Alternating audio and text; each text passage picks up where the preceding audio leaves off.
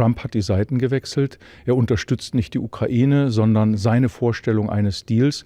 Und Trump sollte vielmehr Europa die Verhandlungen überlassen, damit vor allen Dingen die Ukraine gestärkt wird. Trump einen Narzissten durchschaut hat.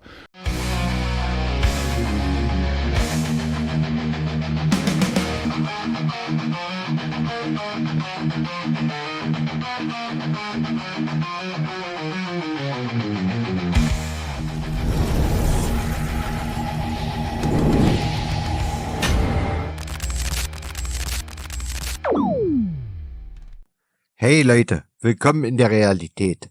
Wenn sich ein deutscher Abgeordneter öffentlich hinstellt und gegen Donald Trump hetzt, noch bevor überhaupt irgendwas passiert ist, dann weißt du, hier geht's nicht um Frieden, sondern um Politik nach Feindbild.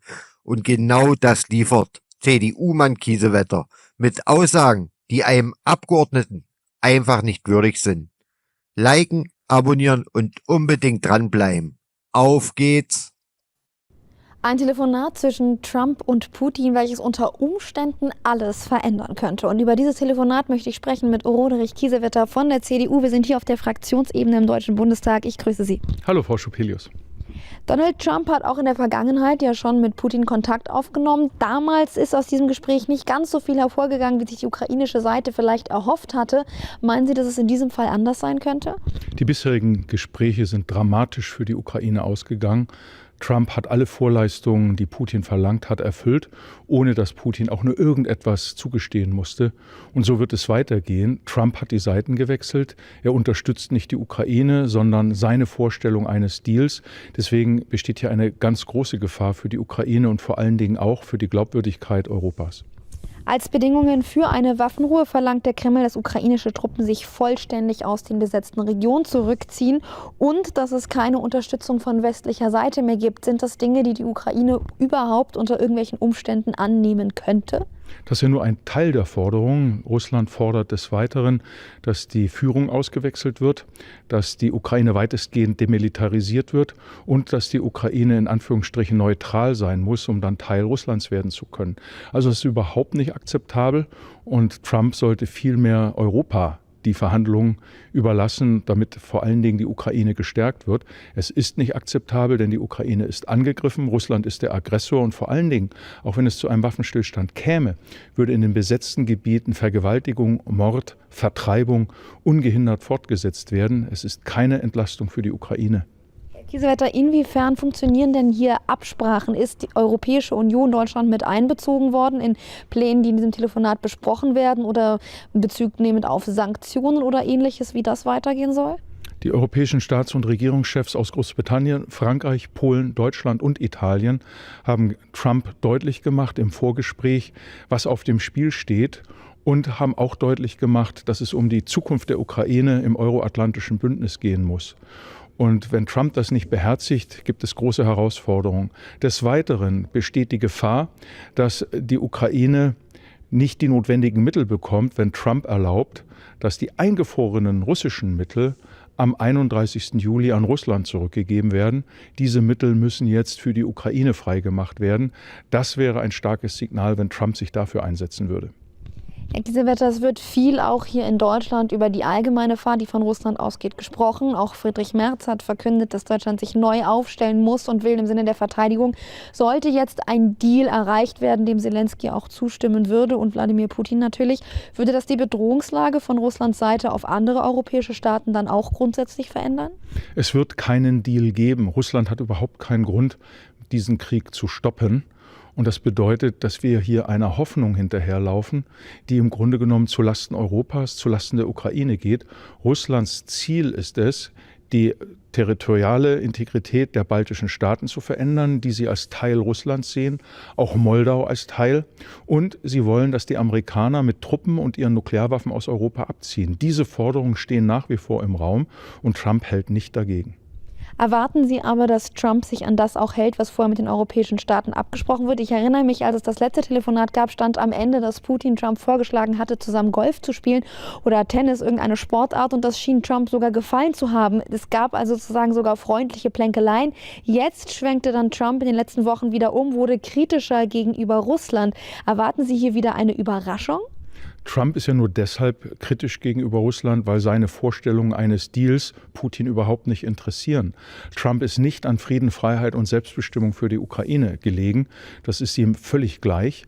Und er hat auch kein Interesse, amerikanische Kräfte hier in Europa zu binden, um die Ukraine zu unterstützen. Also das ist eine sehr persönliche Sache. Und da Putin als Geheimdienstoffizier sehr genau das Psychogramm von Trump, einen Narzissten, durchschaut hat, wird er einfach seine Rolle weiterspielen. Ich bedanke mich ganz herzlich für dieses Gespräch bei Roderich Kiesewetter hier auf der Fraktionsebene im Deutschen Bundestag und gebe damit zurück ins Studio.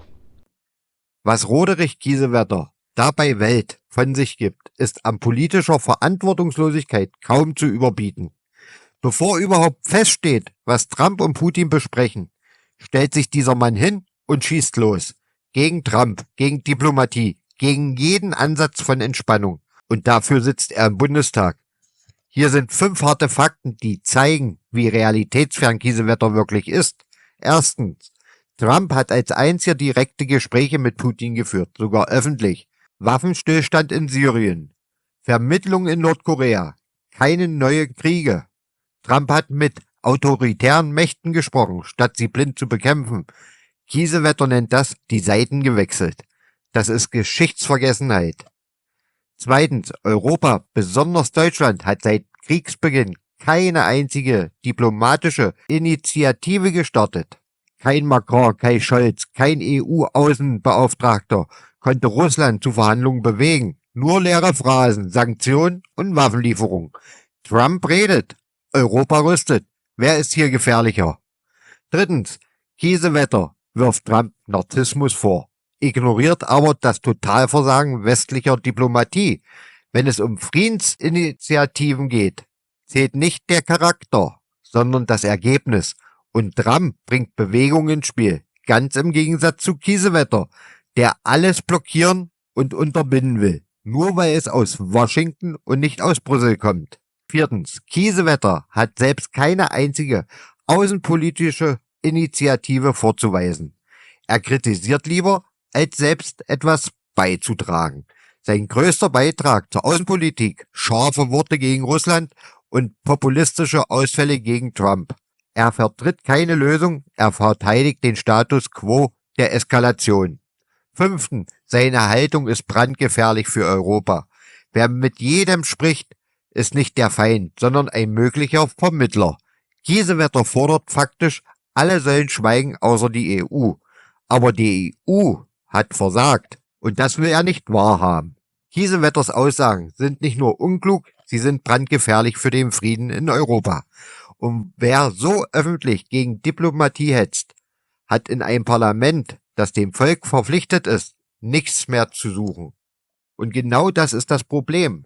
Es geht nicht mehr um Lösung, sondern nur noch darum, wer sie vorschlägt.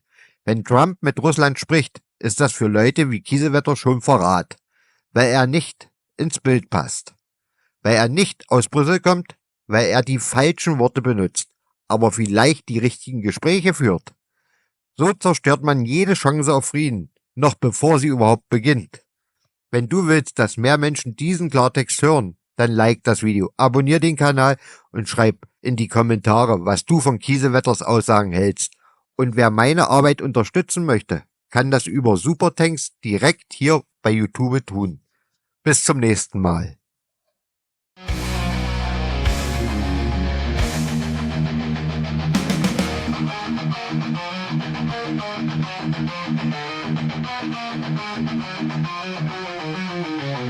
Thank you.